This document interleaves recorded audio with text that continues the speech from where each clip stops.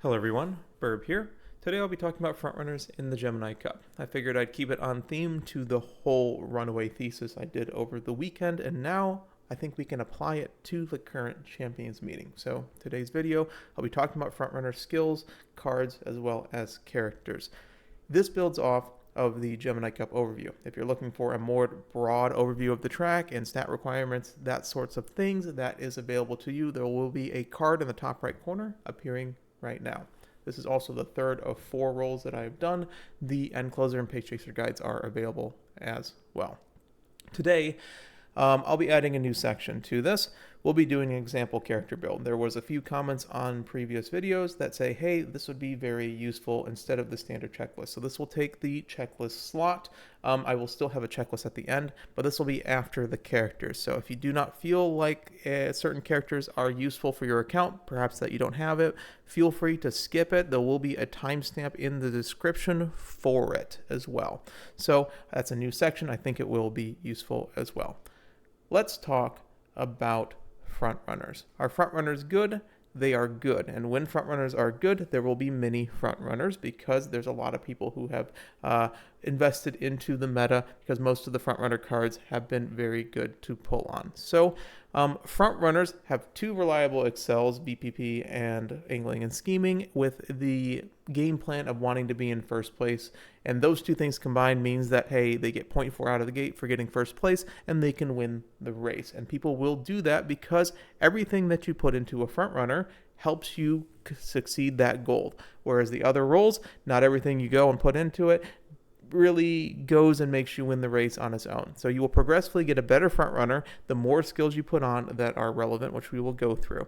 You also control Nishino flower positions, which are 3rd and 4th. If you run triple front runner, you can only control 1 flower slot on your own, but if anyone else runs a front runner, you're essentially boxing out the pace chasers from their primary acceleration. However, if no one runs a front runner besides you and you run triple front runner, you're going to find the pace chaser can get slot 4 and you will have a little bit of trouble dealing with Nishino Flower Ultimate on a pace chaser that is faster than you in the late race. That is one downside. The other downside is you have to build the best front runner, and if you do not, you go and just lose, because the better frontrunner is going to steal Rod from you and then go, and they will be going through their game plan and you will be sitting back behind being very sad. Also, a lot of skills on frontrunners are near required, but if you are a frontrunner player, you should enjoy checklist gaming. You should enjoy progressively making your character better the more skills that you put on, and I will go through these skills in a bit. The last thing to note is that if an end hits, they kind of just win. If they get good pace ups in the early race and they hit a ton of skills with speed carryover and their accelerations, they are very fast in the late race and they will win. And so sometimes that will happen, although it is a lot more inconsistent on this track than on the Derby track we just did. I don't think your stat requirements changed based on any other role, except for the fact that you may want closer to 400 stamina, but the game should give you that. Spot struggle on frontrunners burns through stamina, and you need a little bit more stamina. Otherwise, if you're not going guts build with 901 guts being the threshold, 601 guts, 601 stamina will give you the same speed boost, although you will not have as much guts for your spot struggle. If you had to choose and you can't hit the stats because you can still survive with stats lower than these, try to max your speed, then grab your wit, and then if you can, as long as you have like 800 more power, I'd say you have a chance at this point. If you can't hit that with the guts build, go do the speed wit build because that will be more consistent. It's most important to hit your stats and hit your skills, okay? Let's talk about those skills. So your primary accelerations I talked about, you have Saiyan Sky and El Condor Pasa ults, angling and scheming, and Victoria por plancha. Your game plan is use your mid-race, hit first. Once you're in first, hit 0.4, go into the late race with a massive amount of acceleration to hit top speed, and hopefully your insurmountable advantage will cause you to win the game. After this, you don't necessarily need a secondary acceleration because 0.4 is what you're going through. However, there are a few options. Highlander is a little bit of a late proc, but it is a gamble ultimate alongside IG Power. Those 2 I would say are the most secondary. Corner Connoisseur is a straight 1 in 5 if you just want a 1 in 5 chance to have bonus 0.4, or even taking the white skill bonus 0.2, which I think is more reasonable. It's just taking the white skill. Unrestrained is a hot topic because this skill is incredible when it hits. However, it is a pure gamble and it is a ton of skill points. Final Push is the white version of it. It is a 1 in 3 to give you at least a length, which would be more than a speed skill. And then after that, it has about a 1 in 4 to a 1 in 5 to give you a ridiculous amount of legs that basically wins you the game, assuming that there isn't an end closer that has hit incredibly hard and is right next to you. So 5.57 lengths in a 1 in 3 sounds really good, except you also need to be in first place and you're spending 300 plus skill points on a skill that doesn't give you any mid-race advantage. So you have to get this after you make sure that you have all of your mid-race set. The mid-race is more important than this secondary acceleration. After these accelerations, I don't really see a reason to grab many of the other accelerations. They usually have problems. The first one, Nimble Navigator, I'm not necessarily recommending it, but out of all these is probably the most reasonable. You can use a rabbit, which is a runaway. We talked about that in the runaway video. However, on this track, it's very, very risky. If you tune it wrong and it dies too early, it'll pass you and it'll actually rocket the pace chasers forward by nimble navigating off of them. If it dies late, it's going to steal your angling and scheming, so you have to tune it right, and there is a downhill, so it's very difficult to do so via the stamina method. Now, if you do it via the wit method of doing low wit, I think it just passes too early. So rabbiting is more for the early race advantage. Don't try to nimble nav off of it, and hopefully it just doesn't die and rocket somewhat one of the other rolls. Otherwise, acceleration is a bait. It should proc early. You should be passing people because you're jostling for position in first place. Rushing Gale is just too much of a late proc to dedicate 300 plus skill points for. Radstar is the same way. It is a 1 in 4, but it is 400 skill points. Unless you're max hint, you shouldn't really look at it. And then, perhaps controversially, I don't even think you should take Budding Blossom because you shouldn't make a game plan in frontrunner position wanting to be in first place around wanting to be in third or fourth place. The same thing goes ahead with Give Mummy a Hug. It's effectively a 2 through 5th, which is better than third and fourth. However, it is a late proc because it's a straight skill, so you could VPP into it possibly, and that might be a fail-safe, but it's not going to be the effect that you want when you could be spending these points on mid-race speed skills. Redshift doesn't work because the final corner is too early. Early race in the frontrunners hasn't really changed. Taking the lead, early lead, groundwork plus your 3 green skills. As a reminder, left-handed firm condition, spring runner, standard distance, Tokyo race course, and sunny days are your greens. Notably, firm course menace does work on the Narita Top Road card.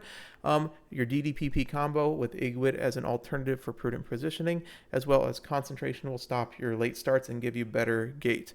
Restart is a frontrunner skill that I don't think you really should ever take because even if you don't get first place, first of all, it doesn't really do that much with the acceleration. Even if you don't get first place, if you are a frontrunner, you want to be in overtake mode, so you want the other frontrunners to be farther forward so you're in overtake mode longer as well. So I don't necessarily think you should pretty much ever take this skill as a true ace frontrunner. For the mid-race on frontrunners, all mid-race is good, so you probably should just pick the most stat point efficient mid-race. Now you have a lot of mid-race velocity options. If you're able to get escape artist or fast pace, it's very good. Umastand is just an efficient mid-race skill. Unyielding Spirit is the mile, is just the standard mile mid-race skill that usually procs a little bit early. Leader's Pride's always good. Shifting Gears or Changing Gears is a mile exclusive, as well as Mile Maven is incredible. Productive Plan is very good too because it fights in the early race rather than the mid race, which helps a lot when you're particularly talking about front runners. Okay, so those are your 6 base skills. Your corner skills also work as pure mid-race velocity skills with the chance of speed carryover. Professor of Curvature on Kidison Black is the primary one, but your corner skills, your mile, your front runner corners, your corner depths, nothing has changed with these. With your inherits, the ones to really consider is probably Operation Cacao and TDDC. Operation Cacao is more for the early race or so, to hopefully get a pace up with that into a overtake into the mid race, into the 50% mark, let's say. A Kiss for Courage can be taken, although you don't need any recovery, so you generally want to combine this with Operation Cacao so you at least get some speed with it. TDDC will proc at the first timing, which will not speed carry over, so it is simply just a 0.15 mid-race speed skill, so grab it if it is low, if it has a lot of hints. The pass combo also works. These skills are all generally good on their own, but when they're combined, you can slipstream by following somebody. That speed will push you into a pass, which will proc its on or ramp up, and when you're in front, it should proc PTO, playtime's over, to go and complete that pass. Tail held high, because this is usually one of the first skills that you proc in the mid-race, will proc as well, and usually rocket you in front of whoever you are trying to pass. So these skills, very good on their own. Take them if they're available, because they're all super cheap. And then, except ramp up. Ramp up's a little bit expensive. But together they form more than the sum of their parts. Finally, for mid-race, we have to talk about Speed Eater. The first time we talked about Speed Eater on this channel, it is basically a double white skill. If you do the math, Speed Eater is a 0.15 speed for 3 seconds, as well as a negative 0.15 for the 5 Umas that are not on your team behind you. So except for the one furthest back, who probably is out of the race anyways, this basically is a 0.9 effective, whereas corner adept is a 0.45 distance unit. So it's basically 2 corner adepts into one singular skill. So even though it is slightly more expensive than a white skill, it is very, very, very efficient and should be taken on every single frontrunner if it is available. The problem is that you can only find it on the Ines Fujin hints or through your parents. So not an absolute must-have, but this truly is what is very powerful. Again, this has to be top 3, so on average, you're probably going to have about 2 to 3 of these proc per run, because it is a random point in that mid-race. We talked about running a runaway, and I'm just going to defer to my video on this. There's 2 videos on it that are 30 minutes apiece that go over all the mechanics, I think, for the runaways. So do watch those if you're interested. There is a card in the top right corner. Your cliff notes are on the screen right now. I'm going to grab a drink of water and we'll continue. So, late race velocity. Sorry for your radio people. It's about a 1/2 to 1 length, and it does a bunch of RNG stuff where it kills about 1 or 2 backliners. So I'll say that for the people watching on audio. But there's a lot of things that it does. Do watch the videos if you do have the time. It does help a lot in that regard, I think. I think I did a good job on it. Late race velocity. Your straight skills are your late race velocity, and they double as early race skills. So front runner straights and mile straights are 50-50s for that. Flashy landing, again, is just sort of an Excel speed hybrid that has enough upside, I think, that it is possible to take, but it shouldn't necessarily be sought out. Otherwise, you have homestretch haste and body and mind, beeline burst, straightaway adept, those kinds of things. And of course, firm course menace is a green skill that has extra late race speed on this long track. So it is a long late race, which helps a lot as well. If you know what you're doing, you can grab Nothing Ventured from the Sasawi Ashinzawa or Risky Business from your parents as well. It works pretty well on this map because you don't really care about stamina too much. I probably would not take Lifelong Dream, Moment's Flight, Ardent Alt, Vaudeville, Charged Go Time, or Barcarola Blessings, because Lifelong Dream will probably proc almost immediately because there should be somebody behind you immediately in the final straight. Vaudeville should proc early as well on a front runner. Barcarola Blessings is set to snapshot at 400 meters, which is 100% it's basically 100% in the acceleration zone. And all charges go time is a 0.05 target speed increase because, oh no, I'm sorry. Geez, oh my goodness, I'm so bad. Ignore everything I said for this one. All charges go time. This is Tokyo. This is my bad. This is Tokyo. All charges go time is a 0.25. It is very good. It should be up here in the late race velocity. So add Ines Fujin alt to the late race velocities that you should take. Really, really apologize for that one. Those are the skills. Now I'm going to talk about the cards. I think I'm going back to the traditional version of this because we're going to be building a character later. But the 3 main speed cards I think you grab are either Kidison Black, Narita Top Road, and of course, if you want Unrestrained, you can get Silent Suzuka, although it's a low race bonus card, so it's very tough. So if you're having to borrow one out of these three, it might be NTR for the stats itself, or it could be Kidison Black because you do get 5 skills on it from Pro Curve, Straightaway Adept, and then your hints of Dodging Danger, Front Runner Straights, and Focus are really going to help you. Otherwise, Silent Suzuka card does get a lot of skills, but again, you are getting a gambling acceleration. You're dropping probably 10 race bonus off of your deck in order to go and pull it. And also, it's really difficult to run 2 speed cards. You can get Taking the Lead from Twin Turbo if you're a little bit crazy. It is about a 1 in 3 to a 1 in 2. It's somewhere around the 40% mark. Otherwise, for wit, you have the Mihono Bourbon card. I always say that you probably shouldn't borrow this card, and you should probably just cope with early lead. There's just much more important cards to grab in this deck. However, I guess it's an option if you own all the cards. But Taking the Lead is from the Mihono Bourbon Wit card. After that, you're kind of just picking the Wit card for stats. Not much is given on the other cards. Corner Adept and Nimble Navigator from Fine Motion, Tail Held High from Mr. CB, and of course the 15% race bonus, Ramp Up and Corner Excel from Nice Nature Wit. The meat and potatoes of this is the Guts deck. So for Guts cards, the big one that I think most people will be borrowing is for convenience, which is the Sakura Bakashino 10 race bonus card that gives you nothing except for the fact that it gives you groundwork, I believe, on chain 1. So a lot of people are going to be using that as basically the Smart Falcon alternative for this particular Guts deck. Otherwise, you probably should be running the event Yukino Bishin Guts card because it does give you playtimes over if you kill its chain on chain 2, and you could decide to grab Corner Connoisseur, although it does give the white version as a secret, or not secret, a random event that can appear. Ines Fujin is the other borrow that you might see people grab because it has Speed Eater on its hints as well as Fast Pace, and then PTO and Slipstream as well. So it has 4 Frontrunner hints. It is a 5% RB card, so that may be the alternative to Groundwork. If you have good Groundwork parents, you can try to high roll with Ines Fujin, grabbing the other good mid-race as well as Speed Eater on your deck. Otherwise, at this point, you're just grabbing whatever card that you own that gives you good power and speed bonus. Most people will be using Aurora as well as Ayabe Guts as well. If you're going Speed Power Wit, you can add a power card to your deck. Smart Falcon is your Groundwork trigger that gives you a bunch of greens. 1.5 greens, as well as Prudent Positioning as well on the final chain.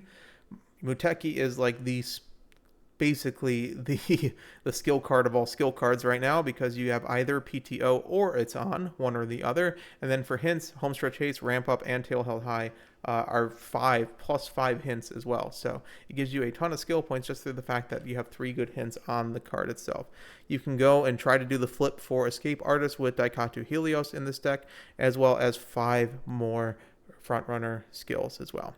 If you are more of a free-to-play player, I added this section for you, or if you don't have all the cards and you can only pick one of these for borrowing. If you're picking one, you probably are picking one of the Guts cards for the Guts decks. But like I said, you probably should be using your Guts cards that you own, whichever one of the 3 that you own. Shinko Wendy is incredibly underrated because although she doesn't give you Professor of Curvature, she gives you Unyielding Spirit plus Shifting Gears for a 0.3 speed increase, whereas Professor of Curvature is a 0.35 speed increase, and it's a 10 race bonus card.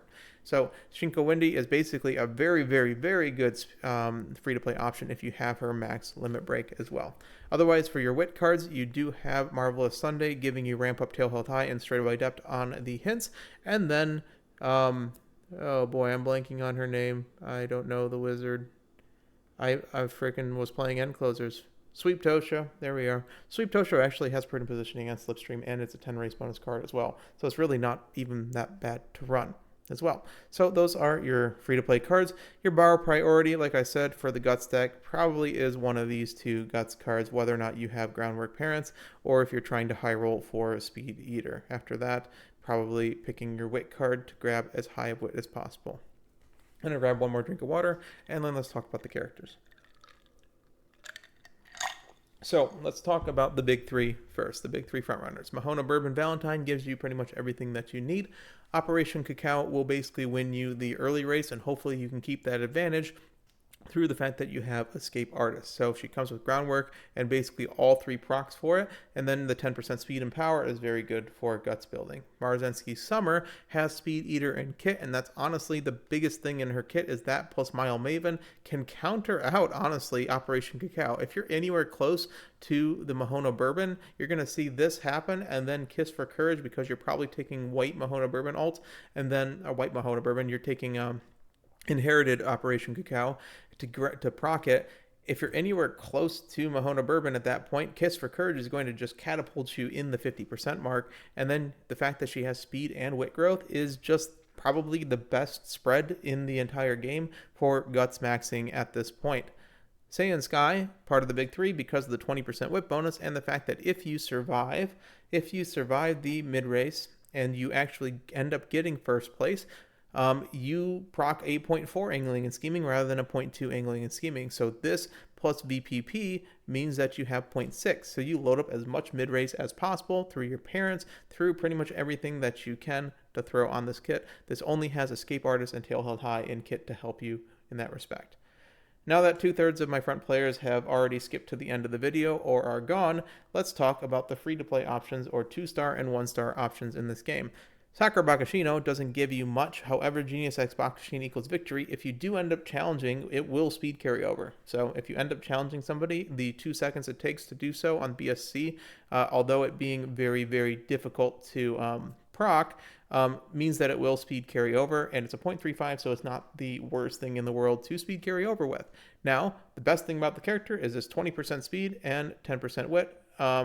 So surprisingly enough, if you get your mile aptitude up, it's not the worst thing in the world. However, does not have any medium aptitude, does not have any dirt aptitude, so you're going to struggle with skill points unless you're crazy and have enough medium sparks to go and get her medium aptitude up to a level that is good enough. Daiwa Scarlet has Resplendent Red Ace.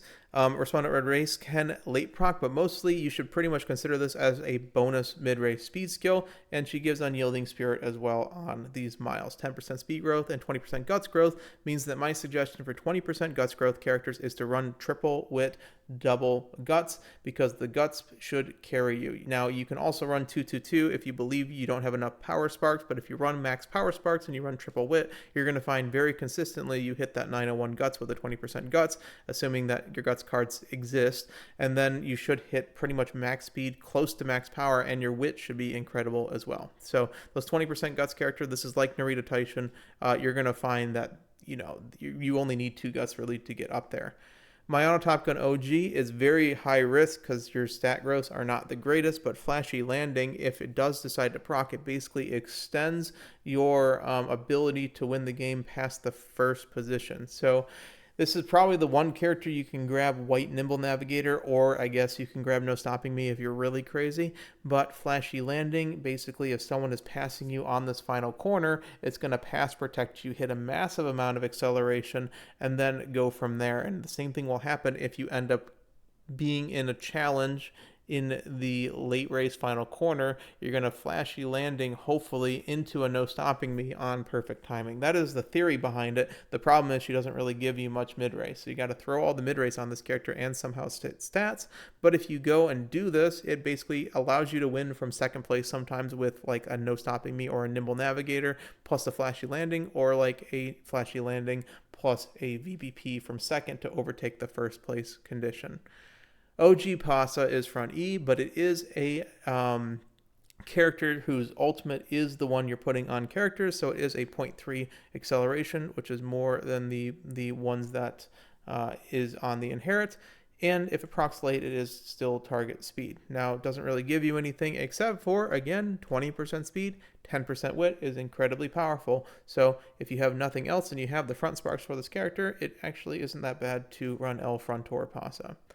I'd make the same joke as the last one, but it seems like the new players actually seem to stick around. So W new players, I hope you enjoy the rest of the characters. If you have one of these other characters on the account, this is how I would build them. First of all, the Runaway duo exists, and you can run them as Runaway. You can also run them as Ace, although Measure of Palmer is a force in Miles, so we won't really talk about her, but you generally just take the front and generic skills in her kit.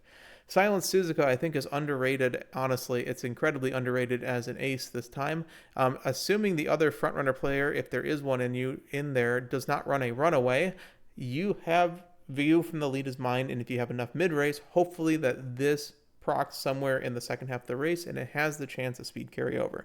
The reason why I think that this character is underrated is because if you somehow get that first place at all in the mid-race, which could just be lucky pace-ups into a couple of gold skills that you're grabbing from your cards.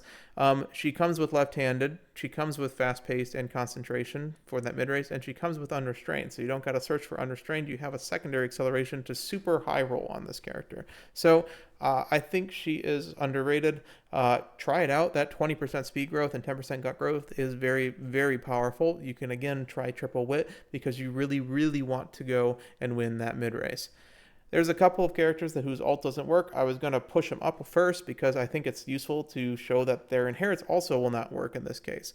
Saiyan Sky Ballroom should proc almost immediately because you should be in the front as a front runner, which means that her ultimate should proc on that straight in the acceleration zone, which means it should get eaten. And this ult does not give acceleration outside of longs because it is not a backstretch, it is a home stretch. She comes with Spring Runner and 2.5 golds as well, which really, really helps your mid-race, however, if you somehow are able to get regular Saiyan Sky ult by parenting via grandparents. OG Bourbon has the same problem. As much as the late race skill is quite fun, unfortunately, it should instantly proc on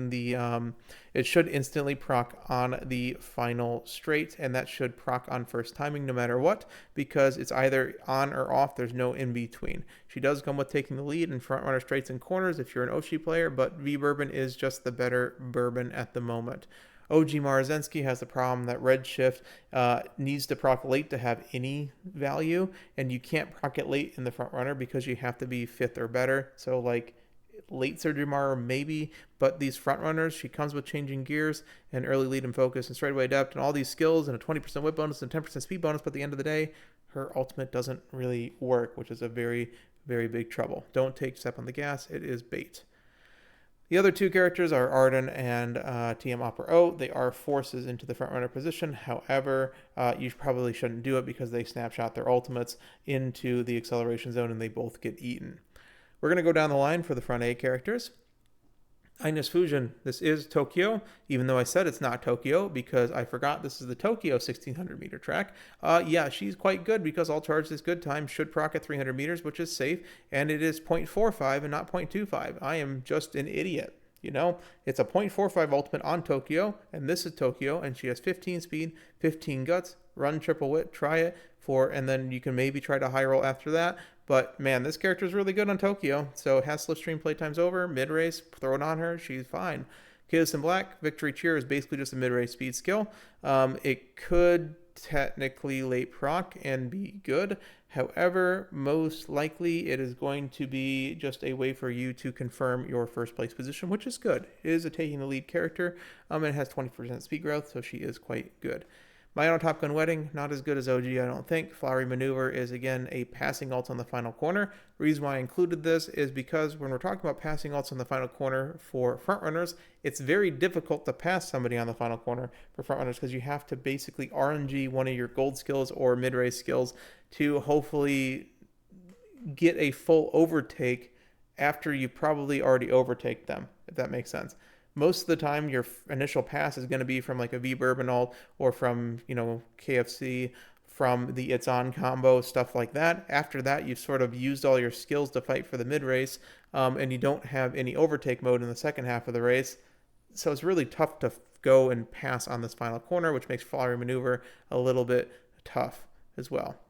Sparkly Stardom, Smart Falcon players know Turf E needs to go to Turf A anyways, so you need your Turf Sparks, but speed growth and power growth is incredible, comes with prudent positioning, leader's pride. Also, Sparkly Stardom is a early straight skill, basically, in this one when there's any other front runners, which is always because you should be running 2 most likely. And it kind of fights against Cacao a little bit, so surprisingly good character if you're able to hit the aptitudes for it. The front B characters and front C characters, I'm going to go and gloss over them more and I'm going to omit them if they're not really viable at all or they don't really have anything interesting to say. The new Curren Wedding, this is not the Curren Wedding guide. That will be out probably later today or tomorrow. Good stat growth, but her ultimate is a very delayed acceleration that is meant for sprint races, including most of her kit. And both Currens have medium G, long G, so she has the Bakushin problem of not being able to run Track Blazer as efficiently. Sakura Chiyono O is a Pass Protect character, has Spring Spectacle, try running Spring Spectacle and Firm Course Menace on her for the ridiculous late race, and use Ambition to Surpass the Sakura to hopefully go and make a Velocity Bomb when you are passed, because you should be in first place, and then go from there. You should win at that point. Okay, Symboli Rudolph Festival is actually notable because Arrows, Whistles, Shadows, Disperse is weird, but it sort of works as Pass Protect like Mayana Top Gun, although it is only speed, because it's a pressure. It's weird, and she doesn't give you anything, but I saw it work once in a room match, and it was funny. Rice Shower, Blue Rose Closer, you can run her as front, but you probably should run her as pace for the same reason. I think I was meant to talk about passing on Final Corner here, but I talked about it on my own Top Gun Wedding. She comes with Highlander, but again, probably should run her Pace Chaser. McQueen OG is a force, but she comes with TDDC, which is a mid-race speed skill. That's about it. For front C-, you probably just play these as Pace Chaser. But Ballroom and regular Fuji Kaseki both should proc earlier than normal. It's hard to pass on the final corner, so Ballroom Fuji is a little bit tough because of that on fronts, and the inherent's a little tough for that reason as well. And then Lights of Vaudeville should proc early on fronts as well, because there usually is another front runner within a length of you almost immediately on that straight as well, because they've hit VPP. Now, if that doesn't happen, it works, but you probably should just play this character Pace Chaser or Late Surger so that she has at least a little bit of a delay on Lights of Vaudeville before going and having this ult just get eaten by the Excel Zone. 20% power is powerful, and all the mile skills that you would ever need as well. I don't think you should be building characters that should not be in first place in order to proc their ultimate, like for the front runner position, like Mummy Creek and Taiki Shuttle. So I don't think they're good as front runner. Just play them pace and hope that you have third place or second place available to you. I said I'd be swapping out the checklist here. For this checklist, we're going to be building a Bourbon, and I'll be building, I think, a Suzuka right after that as two examples. First of all, you need to hit your stats. Again, if you don't hit exactly these stats, it's perfectly fine. But these are your ideal stats. Get this or higher, hopefully. And then after that, you take the character skills. So, Bourbon comes with groundwork, front runner savvy, concentration, early lead. You can't taking the lead because you can't run the Bourbon card. You could try it on Twin Turbo. I do not suggest that.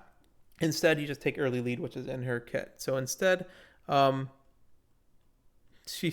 kept it in here, but instead you would basically run Fine Motion, and if Nimble Neville hits, maybe you take it or not, but instead you take Playtime's Over from the Bijan Guts card. You take all of the Kiddison Black skills with Professor of Curvature, Straightaway Depth, and Frontrunner Straightaways, and then you go and you run something like Marvelous Sunday Wit with the Fine Motion, not, of course, the Bourbon card, the Fine Motion, and maybe you get lucky and hit Ramp Up or Tail Held High, and then you just fill up with Guts cards. Apologies for not swapping this. This is the first time I've done this, and all of a sudden I'm forgetting to change the graphics because I was trying to explain you couldn't run this card, and then I proceeded to keep it in there.